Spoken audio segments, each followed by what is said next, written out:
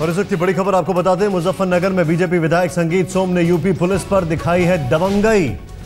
संगीत सोम मुजफ्फरनगर के थाना बुढ़ाना क्षेत्र के गांव कुर्थल में हुए डबल मर्डर को लेकर इलाके में पहुंचे थे। ग्रामीणों से मिलने के बाद मुजफ्फरनगर दंगों के आरोपी बीजेपी विधायक संगीत सोम ने पुलिस पर रौब गालिब करते हुए कहा कि अगर मामला ठीक से नहीं संभला तो ऐसा बवाल खड़ा कर दूंगा कि फिर किसी पर नहीं संभलेगा। संगीत सोम ने क्या कहा जरा सुनिए। पुलिस को धमकी देते हैं कि अगर मामला ठीक से नहीं संभला तो ऐसा बवाल खड़ा कर दूंगा कि फिर किसी पर नहीं संभलेगा।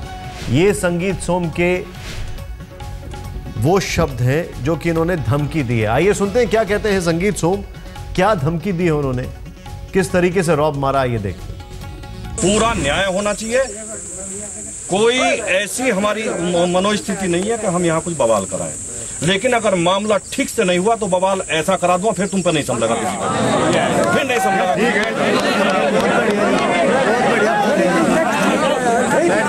बैठ जाओ भाई। नेम्ड जो आदमी हो, आप भी एक बात का ध्यान रखना, किसी गलत आदमी का नाम नहीं देना। नहीं, जो नेम्ड है। लेकिन धनंजय जी, मैं यही कह रहा हूँ कि कोई भी 19-20 इसमें कोताही नहीं होनी चाहिए। कोई कोताही नहीं होनी चाहिए।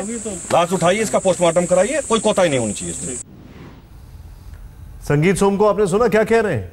सरकारी नौकरी करते हुए व्यक्ति के ऊपर ये धमकी दे रहे हैं। बताइए आप, पुलिस को धमकी दे रहे हैं कि मैं ऐसा रायता बिखेरूंगा फिर संभलेगा नहीं किसी को। जरा ध्यान से सुने क्या कहते हैं। पूरा न्याय होना चाहिए।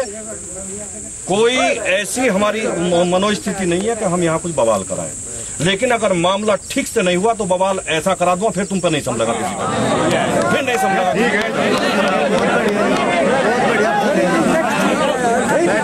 बैठ जाओ भाई। नेम्ड जो आदमी हो, आप भी एक बात का ध्यान रखना, किसी गलत आदमी का नाम नहीं देना। नहीं, जो नेम्ड है। लेकिन धनंजय जी, मैं यही कह रहा हूँ कि कोई भी 19-20 इसमें कोताही नहीं होनी चाहिए। कोई कोताही नहीं होनी चाहिए। लाश उठाइए, इसका पोस्टमार्टम कराइए, कोई कोताही नहीं होनी चाहिए इसमें। पुलिस को धमकी देना अपने आप में एक बहुत बड़ा गुनाह है। अब देखते हैं पुलिस क्या कार्रवाई करती है इनके खिलाफ। आम आदमी पार्टी की राष्ट्रीय कार्यकारिणी की बैठक खत्म हो चुकी है। बैठक में योगेंद्र यादव और नवीन जयहिंद का इस्तीफा नामंजूर कर दिया गया है। गौरतलब है कि दोनों के बीच आपसी मनमुटाव की खबरें थी और हरियाणा चुनाव में आम आदमी पार्टी की करारी हार की नैतिक जिम्मेदारी लेते हुए योगेंद्र यादव ने इस्तीफा दे दिया था।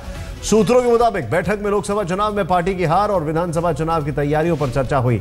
शाजिया अल्मी समेत पार्टी से रूठे नेताओं को वापस लाने पर बैठक में चर्चा हुई है। यानी कि आम आदमी पार्टी की जो बैठक थी वो समाप्त हो गई है। बड़ी महत्वपूर्ण बैठक चल रही थी, क्योंकि इस बैठक में आम आदमी पार्टी की जो राष्ट्रीय कार्यकारिणी की बैठक चल रही थी, इसमें बहुत सारी चीजें सामने आई।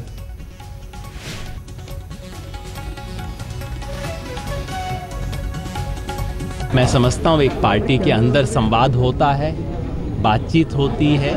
मुझे ये कहने में कोई शक नहीं, कोई संकोच नहीं कि हमारी पार्टी में मतभेद होते हैं। मतभेद के बारे में लोग अपने विचार व्यक्त करते हैं। विचार व्यक्त करने की हर एक की अपनी शैली होती है, अपना अंदाज होता है। बाद में कई बार लगता है कि हाँ, ऐसी शैली ना होती तो ज़्यादा अच्छा रहता, लेकिन हर एक की अपनी शैली होती है। महत्वपूर्ण बात शैली नहीं है, महत्वपूर्ण बात सवाल हैं। और मुझे खुशी है कि आम आदमी पार्टी में इन सवालों पे बातचीत हो सकती है खुल के।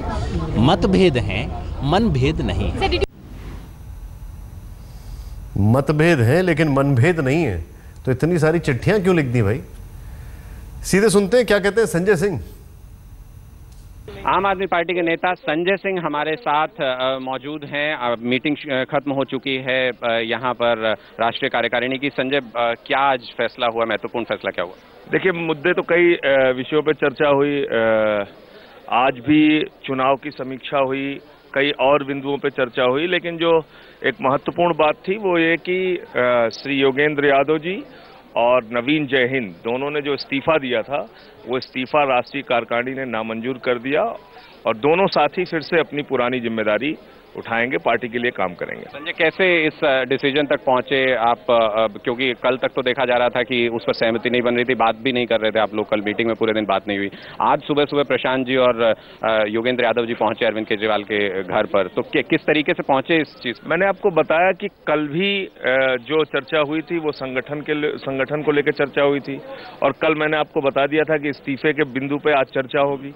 आज उस दिशा में हम लोगों ने बातचीत की, एक सार्थक परिणाम सामने आया, और अब फिर से योगेंद्र यादव जी और नवीन जयहिंद जी काम करेंगे पार्टी के लिए। लेकिन एक आखिरी चीज, इन इस्तीफों की चर्चा जब से हुई है तब से यही बात चल रही है, योगेंद्र यादव जी की जो चिट्ठी थी उसमें बहुत महत्वपूर्ण मुद्दे उठाए गए थे, और अरविंद केजरीवाल पर भी कुछ आरोप लगाए गए थे, वो किस तरीके से काम करते हैं, उनके बारे में क्या होगा? क्या सिर्फ इस्तीफे वापस लेने से स्थिति सुलझ जाएगी? पार्टी के अंदर का मामला है, परिवार के अंदर का मामला है। हम परिवार के अंदर कोई मुद्दा, कोई बात, कोई सवाल उठा सकते हैं, इसमें कोई रोक नहीं है, और उन सवालों को हम आपस में बैठ के उसको सुलह करेंगे, उसको हल करेंगे।